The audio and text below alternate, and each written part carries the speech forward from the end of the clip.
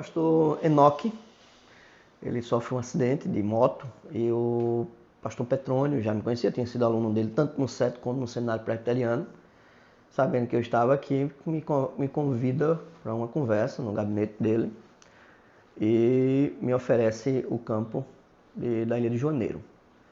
E dentro do que me foi oferecido, nós fomos. Minha mãe tem um ditado que diz: morre um boi pro bem do urubu.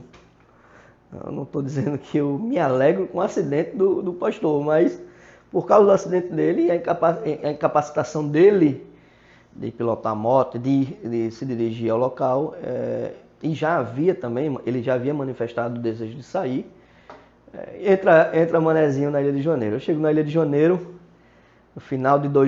no meio de 2015, lá eu encontro um projeto com uma pequena congregação, a congregação presbiteriana da Ilha de Janeiro. Ela assistia todos os domingos uma média de 100, 120 crianças, né? Então, nós tínhamos as aulas de escola, era uma aula de escola dominical de manhã e um lanche para essas crianças. Então, nós tínhamos ali 120 crianças, né? Então, quem conhece, que não é mais favela, não são mais favelas, né? Eduardo Campos instituiu os ZEIs, né? Zona Especial de Interesse Social. Quem conhece as ZEIs a fundo sabe que são áreas complicadas e muitas vezes aquelas crianças só têm uma refeição por dia. E a Igreja Presbiteriana da Encruzilhada, através da congregação, dava esse suporte pelo menos no domingo. Então, quando eu chego, a gente tinha ali 100, 120 crianças, né? Eu lembro, hoje ele já está um jovem, mas tinha um menino que ele chegava, ele comia 5 cachorro-quente, né? Teve um dia que ele já estava no 7º, aí uma senhora que não estava acostumada da igreja, não estava acostumada com aquilo, né? Depois do 7º, disse: pastor, ele já comeu 7. Eu digo: oh, minha irmã, pelo amor de Deus, deixa esse menino comer uns 8. Aí ele olhou assim para mim com os olhinhos brilharam, disse: pastor, eu posso? Eu digo: homem, aí peguei 2, dei para ele. Aí depois que ele comeu, eu digo: vem cá, pegue mais uns 3 leve para casa. Então, é essa a realidade, né? Eu até conversando uma vez com um pastor, amigo de WhatsApp, né? A tecnologia nos trouxe essa coisa boa, né? Hoje você conhece pessoas no Brasil, eu conheço pessoas que eu nunca tive contato físico, no entanto, nós temos contato pessoal, porque eu escuto as mazelas dele, ele escuta as minhas mazelas e fica um confessionário entre irmãos. Eu, conversando com um desses pastores pelo WhatsApp, eu disse que eu tinha medo do coração ter ficado cauterizado mediante a visão da miséria humana. Quando eu vejo uma criança que, poxa, ele come 8 sanduíches porque ele quer ficar farto. Por exemplo, a Universidade Federal de Pernambuco, eu acho que no curso de cinema tem um documentário sobre os hábitos alimentares pernambucanos, nordestinos. E ele vai tocar exatamente nesse ponto. Porque nós, nordestinos, temos a ideia de que estamos satisfeitos quando isso aqui dói, né? A gente bota um prato e esse prato tem que estar cheio, né? Por exemplo, o Dario levava a gente lá para os Estilos, lembra Estilos e Olinda, na beira da praia? Seu Jeremias, se eu não me engano. Seu Jeremias ficava alegre quando via Dario e Suzana chegando com a família e os meninos dos Filhos de Cristo. Porque na época era o peso mais caro, em todo canto era 13, 15 reais o peso, seu Jeremias já era 27. E Dario chegava pra gente assim e dizia: olha, eu não quero ver vocês comendo batata frita, macarrão e arroz. É carne, é picanha, é peixe. Vocês que gostam de peixe cru, podem botar peixe cru. Então, a gente ficava naquela... E era peso, né? Então, você tinha... Alguns comiam 1,9 kg, outros comia menos. Eu, por exemplo, comia menos, 1,850 kg. Né? Mas por quê? Porque a gente se sente satisfeito quando a barriga está cheia. E aquela criança comia muito porque ele não sabia se à noite ele teria, de meio-dia ele teria, à noite ele teria. Né? Quando eu estava lá, inventaram uma boa invenção de sopa, né? Então nós fazíamos a sopa uma vez por semana. Aquelas pessoas pegavam para aquele dia e para o outro dia. E você tem que ter essa sensibilidade. E eu conversando com esse pastor, eu dizia para ele o meu medo de ser insensível à dor do outro. Por quê? Porque você acaba vendo tanto. Né? Por exemplo, eu lembro que em Alagoas, eu fui nascido e criado na região onde era a Faculdade de Medicina de Alagoas. E ao lado da Faculdade de Medicina, o necrotério. Quem era o diretor do necrotério? Um tio meu. Então, eu e meus primos, nós passeávamos dentro da faculdade, víamos aquele salão gigantesco onde se colocava as peças humanas queimadas pelo formol e os estudantes em cima, mas nós também íamos lá para o necrotério. Nosso medo era entrar dentro daquela sala e fechar, né? E fechar. O nosso medo era esse, a gente criança. O cara que é um legista lá, o médico, eu lembro o relato de um médico, que hoje é meu oftalmologista, ele disse que a primeira vez que ele foi cortar a barriga de um paciente, o professor dele pegou na mão dele e fez o corte firme, né? Então você precisa, em algumas profissões, você precisa se cauterizar quanto a algumas coisas, para ser firme naquilo. E eu realmente tinha medo de ficar e não observar a necessidade daquelas crianças que quem vive dentro disso aí, você também não pode, eu acho, você não pode ser duro o suficiente para não perceber, mas também você não pode adentrar, porque senão você vai entrar num piripaque. A experiência da Ilha de Janeiro, que é outra coisa que Deus me proporcionou, é você perceber, caminhar para não é nem solucionar o problema, porque a gente não vai solucionar o problema, mas amenizar a necessidade daquele local. Né? Por exemplo, como eu estava na Ilha de Janeiro, um grande amigo, pastor da Igreja Batista, Daniel, para a gente é Daniel Caveirinha, né? Ele fazia o cuscuz das favelas. O que consistia o cuscuz das favelas? Era um cuscuz, uma vez por mês, de todos os pastores que estão trabalhando dentro das favelas, porque a gente ia lá e conversava sobre projetos que estavam acontecendo e a gente trocava sem nenhuma obrigação de fazer alguma coisa, mas simplesmente de externar o que está acontecendo, as dificuldades e cada um ajudar um ou outro. O Daniel, ele fazia isso para a gente poder conversar sobre essas coisas e contar nossas experiências. Como essas experiências são importantes para o ser humano e a gente observar e, como eu disse logo no início, agora, né? A gente não vai solucionar o problema, mas pontualmente nós vamos ajudar. Numa dessas conversas, nesse cuscuz, eu sugeri que a gente fizesse que fosse possível, né? Cada grupo oferecer a sopa um dia da semana. Por exemplo, os grupos que vão para o centro da cidade, ali para Guararapes, faz uma relação de grupos que vai, olha, vamos oferecer sopa na segunda, você na terça, quarta, para que todos possam se alimentar durante a semana toda. A gente que já viveu nessa realidade, sabe que muitos que estão ali, uns são por fuga, outros são por necessidade mesmo, não tem para onde ir, outros, como diria minha mãe, por ser vergonhice. Eu conheço um rapaz que foi ser entrevistado, senão porque eu fui abandonado por meu pai. E isso era a maior mentira da vida, porque eu tenho contato com o pai dele, sabia o quanto o pai dele luta pela... Né? E, por exemplo, eu conheci uma senhora, eu morava em Casa Amarela, almoçava ali no mercado de Casa Amarela, e tinha uma senhorazinha assim sentada. Aí eu disse pro dono do restaurante uma vez, olha, dá um almoço dela, depois eu te pago. Aí ele fez, não se preocupe não, mano. eu dou o almoço dela. Aí eu digo, massa. Aí outro dia ele me contou a história dela. Ela ficava na frente do restaurante dele e morava ali, dormia ali, porque a neta havia entrado dentro da casa dela e usurpado do cartão dela. Então era uma fuga da realidade dela. Ali ela estava mais confortável. Ali as pessoas olhavam para ela. Ali tinha um cara que cuidava dela.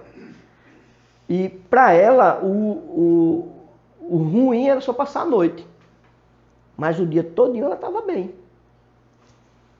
Então você ter o conhecimento dessa realidade, Deus vai lhe dando essas experiências e você acaba percebendo quem realmente, né, é feito o policial da ativa, né? Ele consegue perceber a intenção por causa da experiência, né? A atitude suspeita, né, provoca a averiguação. Então você começa a perceber através das conversas, por exemplo, quantas vezes chega na frente de uma igreja alguém que vai contar uma história bonita. Ah, porque eu vim de tal lugar e estou aqui, estou com minha família ali, e aí ele começa a contar uma história e essa história não bate com a realidade. Por exemplo, alguém dizer que estava indo do Maranhão para Brasília e passou por Alagoas. Não dá. A 135 ou a 153, eu não lembro qual é a BR, não vai passar por Alagoas. O ônibus não vai quebrar em Alagoas. Então essa história você começa a... Então você... Não é que você não vai ajudar aquela pessoa, não é que você não quer, mas você também precisa... E através dessas experiências do longo da caminhada, você vai adquirindo e você vai mostrando a eles, olha, cara, eu vou te ajudar, velho, mas não conta essa história para ninguém, não. Não tente fazer, porque o cara é crente aqui, o cara é da igreja, você quer fazer o camarada ali. Não dá, né? Então, a Ilha de Janeiro foi muito bom. Ainda hoje tenho contato com os meninos. Hoje já estão casados, já são adultos, né? Alguns não estão mais na igreja, alguns não fazem mais parte, mas alguma coisa ficou. E a oração é que eles voltem, né? Não para o prédio igreja, mas para a igreja de Cristo. Que eles observem que é melhor esse caminho do que aquele outro caminho. Entendeu? Na Ilha de Janeiro, após 3 anos e meio, nós saímos, eu e minha esposa, saímos da Igreja Presbiteriana da Encruzilhada. Eu era auxiliar do reverendo Petrônio, e saio também da congregação, e sou convidado pelo reverendo pastor Eduardo Magalhães para auxiliá-lo na plantação de igreja da Igreja Presbiteriana de Jardim São Paulo, que funciona hoje no auditório da Escola 2001, ali na Avenida Jardim São Paulo, né? E lá nós trabalhamos ali durante 2 anos, 2 anos e meio, não, 3 anos na verdade, até que um amigo, que é presidente, na época ele era presidente do PMC. PMC é outra organização da Igreja Presbiteriana, assim como a Junta de Missões. A Junta de Missões ela trabalha na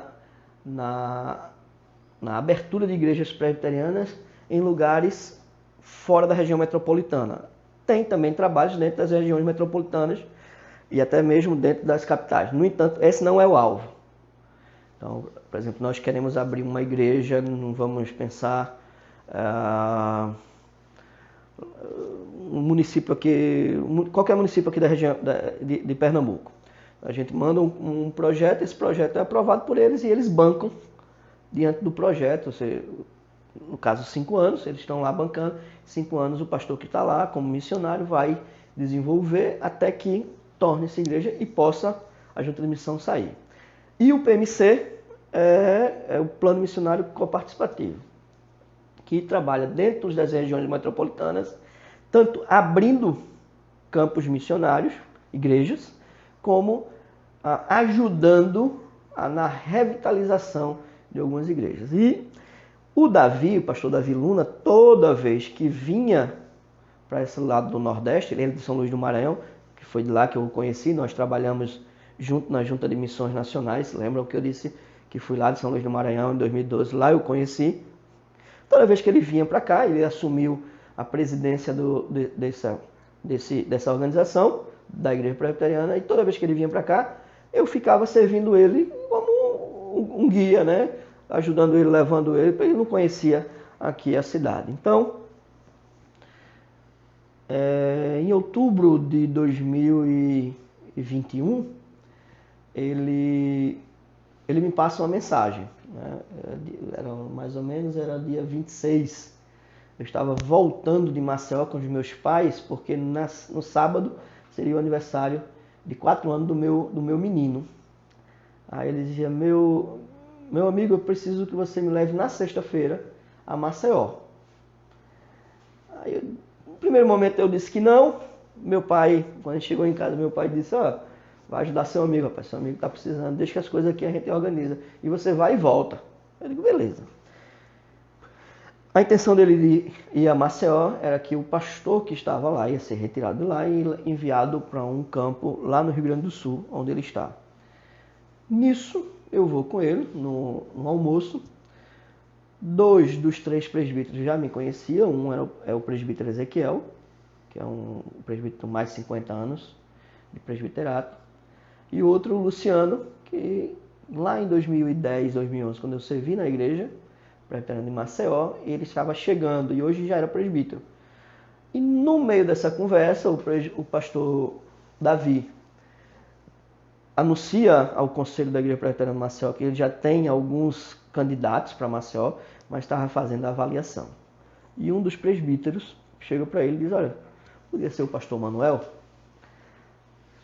Isso eu não sabia, soube quando ele entrou no carro. Quando ele entrou no carro, eu saio do restaurante e ele disse, olha, eu estou aí com os currículos, mas eu vou descartá-los. Eu digo, aí eu já entendo a conversa, né? Eu digo, não, pode pegar um deles lá e botar aqui. Aí disse, não, é você. O presbítero já acabou de falar comigo ali. Eu digo, bicho, vê só. Minha esposa trabalha em Recife. É professora numa escola em Recife. Meu filho estuda em Recife.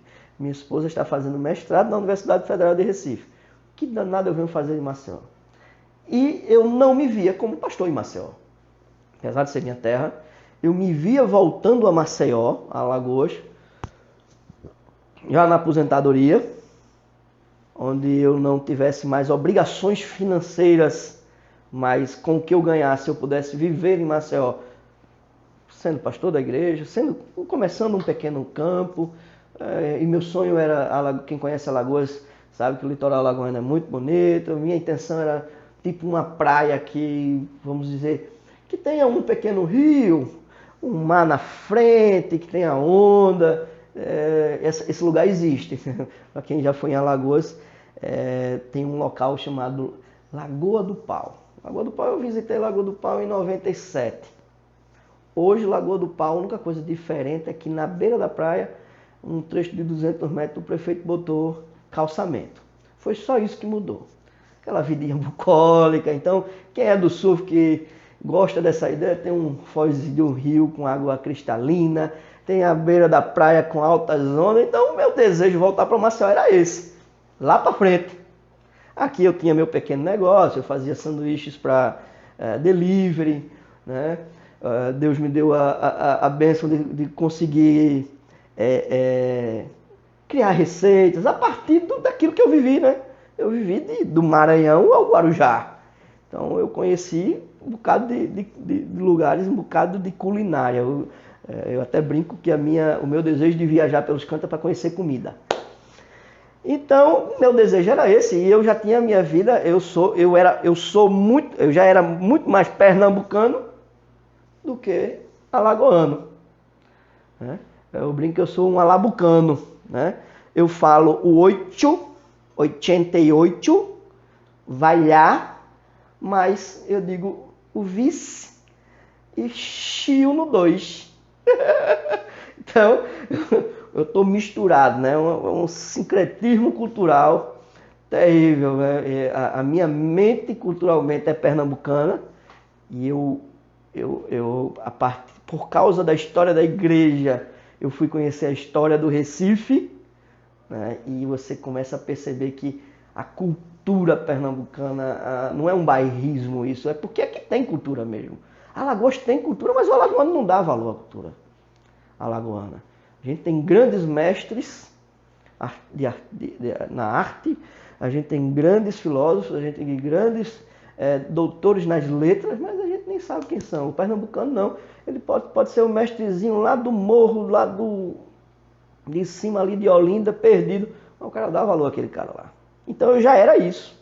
Eu já era um pernambucano. Eu sei andar dentro dessas bibocas tudinho aqui dentro de Pernambuco, dentro de Recife.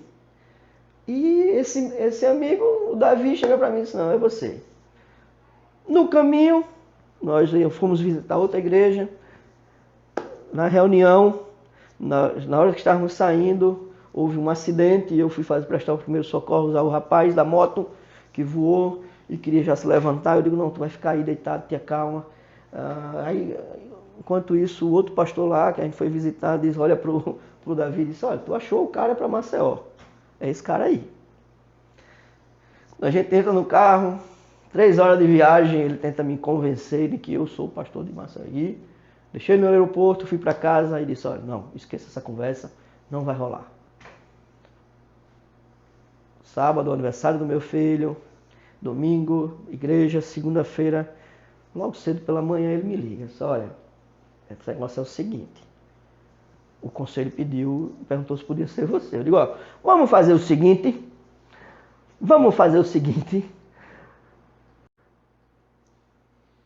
botar a prova. Eu não sou de fazer isso. Eu digo, olha, a pessoa mais interessada em não ir para Maceió é minha esposa, porque ela tem toda a vida aqui. Ela tem toda a vida aqui. Vamos fazer o seguinte, na hora do almoço ela vai chegar. Na hora do almoço eu vou conversar com ela. Quando eu converso com ela, ela faz, eu topo. Eu digo, agora lascou, foi tudo. Podia dizer lascou?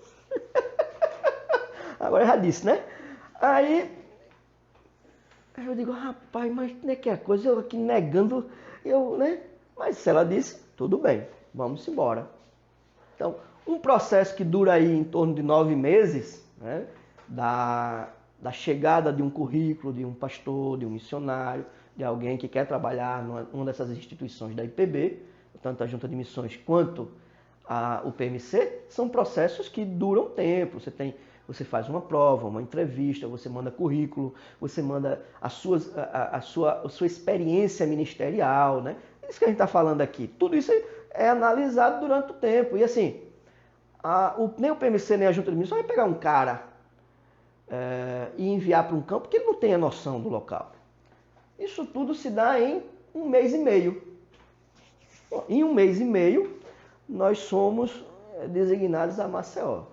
E chego a Maceió no dia 18 de janeiro de 2022, uma igreja hoje organizada 115 anos, no entanto ela tem ainda alguns anos de congregação, então ela beira aí, segundo o meu presbítero mais antigo, que tem o presbítero Ezequiel, ela tinha antes 35 anos de congregação, ou seja, se essa informação, e eu perguntei, eu fiz a pergunta ao o professor da cadeira de História da Igreja Brasileira e História da Igreja do Seminário Presbiteriano, ele disse que isso é uma história que merece uma averiguação, mas há uma possibilidade de ser, ou seja, a Igreja de Maceió hoje tem em torno de 150 anos.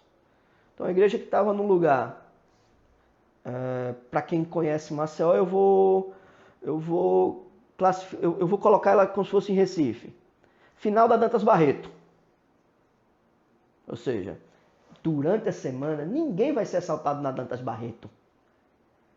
A Dantas Barreto é uma festa. É uma coisa bonita. Eu gosto de passear naquele lugar.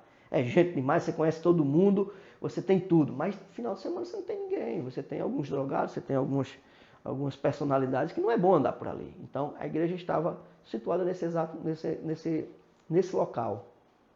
Um prédio antigo de 50 anos, um prédio gótico, com uma estrutura E quando eu chego, eu percebo algumas dos fundamentos, das vigas e das lajes rachadas. Peço ao conselho uma perícia. Em maio, isso foi em fevereiro, em maio eu consigo um perito da Igreja Presbiteriana de Garanhuns, ele vai lá, ele nos abençoa, porque ele não cobrou nada e dentro dessa perícia ele precisou interditar o prédio. Interditando o prédio, um membro do conselho pediu uma segunda perícia, consegui com o perito consegui com o secretário da Defesa Civil do Estado de Alagoas. Foi naquele tempo que estava aquelas chuvas em Alagoas, Pernambuco, estava caindo tudo, mas mesmo assim ele nos encaixou. E dentro dessa segunda perícia só ratificou o primeiro. Então nós precisamos sair. Então, mais uma vez, aquela brincadeira da minha mãe, morre um boi pro bem do urubu. Então, nós saímos do prédio antigo, um lugar inóspito, ruim, e fomos agora para um outro local, O prédio em si é ruim, é desconfortável, é feio, mas o local é excelente. O local é aquela praça onde o manezinho brincou a infância todinha, que é a praça da faculdade, que é do lado da rua onde eu nasci e criado, ou seja, eu conheço todo mundo por ali, inclusive o pessoal da praça que me conhece já disse: olha, manezinho, que massa, você está aí, não se preocupe, a igreja está aí, está guardada, ninguém vai mexer. Então, hoje nós estamos num lugar bom. A igreja, eu não gosto de falar que a igreja tem crescido porque tem chegado membros, mas a igreja tem caminhado. Membros voltaram, né? Membros que achavam perigoso aquele lugar. A gente tem recebido visitas e temos visitantes, como Maceió, uma cidade muito turística, e hoje Alagoas descobriu que o turismo é a cereja do bolo de Alagoas, né? Que antigamente não era tratado, pensava que açúcar era o principal, não, hoje Maceió. Então, quando você no Google coloca Igreja Presbiteriana vai aparecer a primeira igreja. Então nós aparecemos, tem recebido sempre visitas e Deus tem nos abençoado lá, né? E, por exemplo, a volta para Maceió, daquilo que quem não queria, foi excelente para mim. Eu fui para Maceió, para você ter uma ideia, eu fui para Maceió com a minha ferritina 886. Ácido úrico lá em cima. O doutor Samuel Costa, né, que hoje está na primeira do Recife, é meu médico aqui em Recife, e ele passou 83 taxas de exame, né? Só 2 deram errado. Ácido úrico e ferritina. Então, eu volto para Maceió. Então, foi muito bom, porque eu volto a surfar. Fazia pelo menos 10 anos que eu não surfava direito. Uma vez por ano, ia em Maracaípe, 2 vezes no máximo. Mas eu volto a surfar todos os dias, porque antes do expediente na igreja eu conseguia ir para... Quem conhece Maceió, a praia está muito presente na vida do maceioense. Então eu conseguia ir para a praia, fazer 40 minutos, 1 hora de surf, e ir direto para a igreja e dar meus dependentes na igreja, os trabalhos do que tivesse para fazer. Depois de 22 anos sem fazer judô, volto também para o judô e descubro um ambiente que eu gosto muito, que era tipo a Ilha de Juaneiro, que é um projeto feito por 2 amigos, um é o Sensei Irã, que hoje ele é Kodansha, ele é a faixa vermelha e branca, que ele atende crianças e jovens carentes dentro da Guarda Municipal. E eles me permitiram viver mais uma vez aquilo que eu vivi dentro da Ilha de Janeiro. Diante dessas histórias, né? Histórias engraçadas, né? Histórias que são divertidas do passado, né? Então, você imagina Dario, naquela época lá dos Filhos de Cristo, nos anos 2000 ali, quando a gente veio morar aqui. Então, Dario recebia muita gente de fora dos Filhos de Cristo, ou alguém que passava na rua, na Conda Boa Vista, encontra um gringo perdido. E o cara não sabia falar inglês, mas ele disse, olha, anotou assim o endereço, disse, procura esse cara. E eu lembro um dia, era um dia de semana, uma terça-feira, pela manhã, aí bate alguém no portão, eu tava lá, e eu fui abrir, aí o gringo, não sei o que, mas lá o outro tem som de oi. Eu digo, peraí, se acalme. Aí eu chamei um dos meninos e disse, olha, tu que fala inglês, vai ver o que esse gringo quer. Aí disse, rapaz, um cara disse que ele viesse aqui, porque Dario ia ajudar ele. Eu digo, certo, vamos esperar aí, Dario daqui a pouco chega. Então, era mais ou menos isso. Agora você imagina pessoas de todo lugar do Brasil morando junto. O cara do Ceará, o cara do Maranhão, Alagoas, Paraíba, Bahia. Você imagina essa galera, todo mundo junto. Eram momentos divertidos e tinha também os momentos de birra, né? De confusão, né? Então, mas era algo assim, todo mundo queria estar junto. Ninguém pensava em si só. Então, se alguém tinha uma coisinha a mais, todo mundo comia da mesma coisa. Quando alguém tinha mais mesmo, levava todo mundo para lanchonete, né? Então, por exemplo, agora eu fui para Fortaleza e naquela avenida central de Fortaleza, que é a avenida e logo em seguida é a Avenida da Praia, né? Aí tem o Habib's, aí eu tirei uma foto porque eu lembrei de uma cena. Nós estávamos lá, tinha um campeonato nordestino lá na Praia do Futuro e à noite nós fomos comer no Habib's. Rapaz, agora você pense 40 jovens, todo mundo dentro daquele Habib's. Ou aqui no Habib's aqui da Rosa e Silva. Nós estávamos num evento da Igreja Presbiteriana do Recife. Todo ano a Igreja Presbiteriana do Recife fazia um evento para o pessoal da Junta de Missões. E a Igreja Presbiteriana do Recife abria espaço para os missionários Filhos de Cristo. Então Dario chamava todo mundo para vir. Aí nós saímos do coisa e fomos para o Habib's comer pizza. A pizza naquela época era R$13, R$12,99. Então se pedia assim 40 pizzas.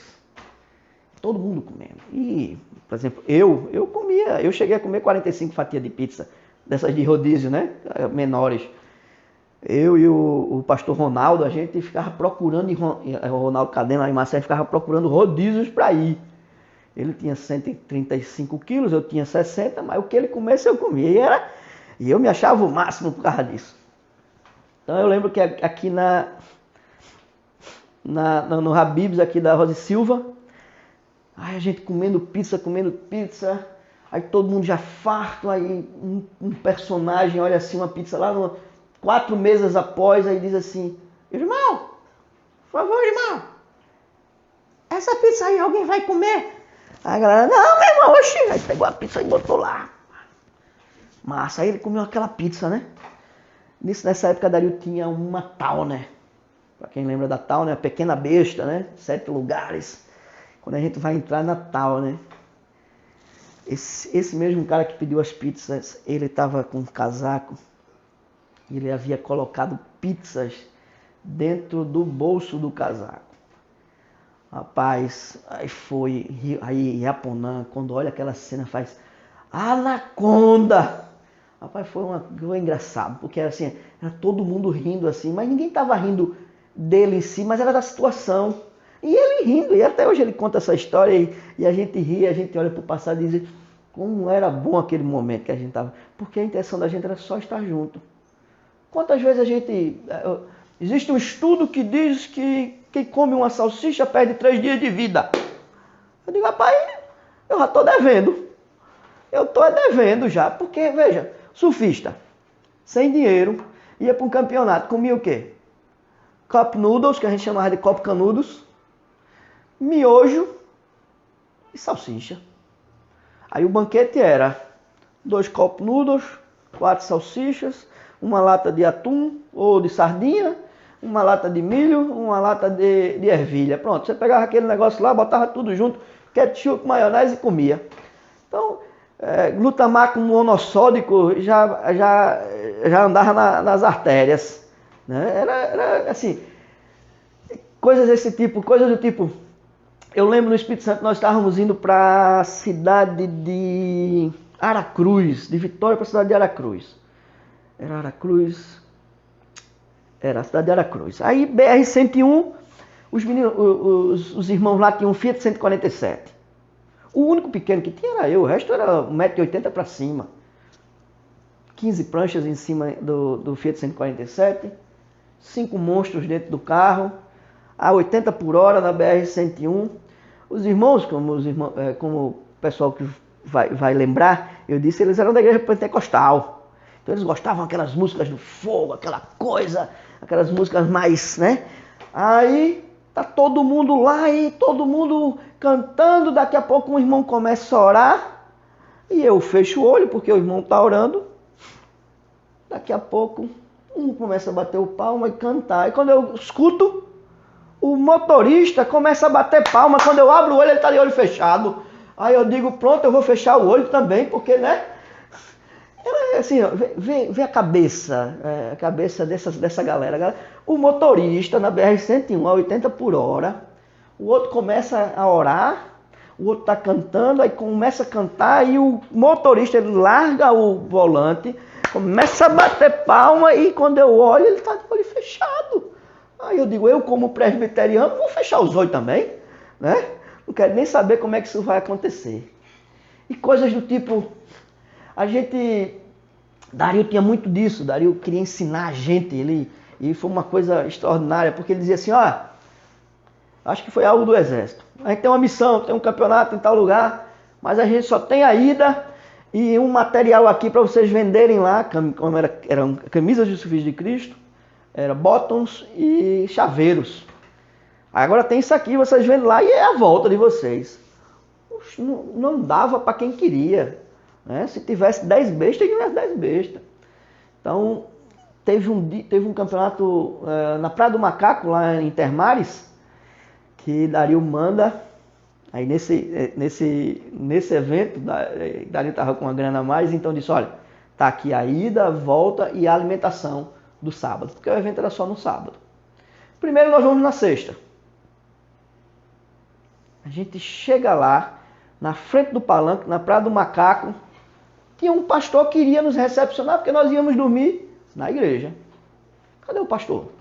5 horas da tarde, 6 horas, 7 horas, 8 horas, 9 horas, ninguém aparece. O pastor não atende o telefone, a igreja não tem ninguém. E aí? Aí a gente olhou o palanque e disse, vamos dormir no palanque, vamos falar com o segurança. Falou com o segurança. Aí falou com o segurança, aí o segurança deixou a gente dormir. Sabe aquela noite tranquila, sem chuva? Mas do nada vem uma chuva que molha todo mundo. Eu lembro, tinha um menino lá de Maracaípe, era um competidor, aí ele dormindo dentro da capa, ia chovendo na cabeça dele e ele rindo. Ele acordava e fazia... e ele começava a rir daquela situação e aquilo ali... eram essas coisas. E tipo, outras vezes. Aí, no outro dia, né? Nós tínhamos a volta, o evento ficou para o domingo, mas nós tínhamos a alimentação do dia.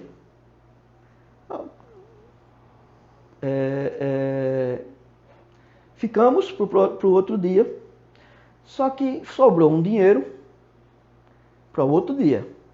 Mas alguém dá a excelente ideia. Nessa época a gente não foi Natal, né? Foi numa grã-besta, 16 lugares, tinham 16 pessoas. Alguém diz assim, vamos pro rodízio de pizza? Esse rapaz, e amanhã? Amanhã a gente vai embora logo cedo. Então, todo mundo deseja ir pro rodízio de pizza. Então a gente vai pro rodízio de pizza. Só que o evento que ia acabar logo cedo, de meio-dia, foi acabar às 3 horas da tarde. Então nesse dia a gente ficou até 3 horas da tarde, todo mundo sem comer e voltou pro Recife. Por quê? Hoje a gente vê isso, rapaz, falta planejamento nosso. Não, foi decisão de todo mundo. Todo mundo disse, não, vamos lá, vamos comer. E ninguém estava ali reclamando de nada, só estava achando graça. E hoje a gente se reúne, em alguns momentos na nossa história, porque a vida foi levando cada um para o seu lugar, né? Hoje você tem os meninos estão fora, estão em Portugal, tá no Havaí. Mas quando a gente se reúne em alguns momentos, a gente começa a contar as suas histórias e começa a rir das situações. E ninguém tá chateado com aquilo. Tá todo mundo satisfeito e diz, rapaz, que experiência massa a gente teve. Né? Então, cada momento da história, a falta ou a escassez, mas a gente estava junto. Todo mundo comia a mesma coisa, todo mundo dormia no mesmo lugar, ninguém queria se favorecer, e era uma coisa muito legal. Isso aí trago hoje para o ministério esse tipo de coisa. E isso aí eu digo, veio aí veio dessas duas pessoas, do Dario e da Suzana. O que o Dario ele sempre dizia e a Suzana dizia pra gente a nossa gratidão por eles é uma coisa que eles dizem até hoje. Eles dizem, faça por alguém. Não faça pela gente, não. Faça por alguém. Faça o mesmo. Faça o que a gente fez com vocês com alguém. Faça pra gente, não. A gente não precisa. Então, não é reproduzir o que aconteceu, mas é tratar as pessoas do jeito que eles trataram. Né? Então, isso é o que ficou. Isso é o que a gente leva. Né? A gratidão, e a gratidão para eles é faça. Só faça. Não precisa vir, né? O desejo da gente era querer fazer alguma coisa para esse casal, mas eles dizem, não, só retribua isso a outras pessoas. Né? Faça. Essa foi a mensagem desses últimos 23 anos de convivência com esse casal, e que continua até hoje, e do ministério, né?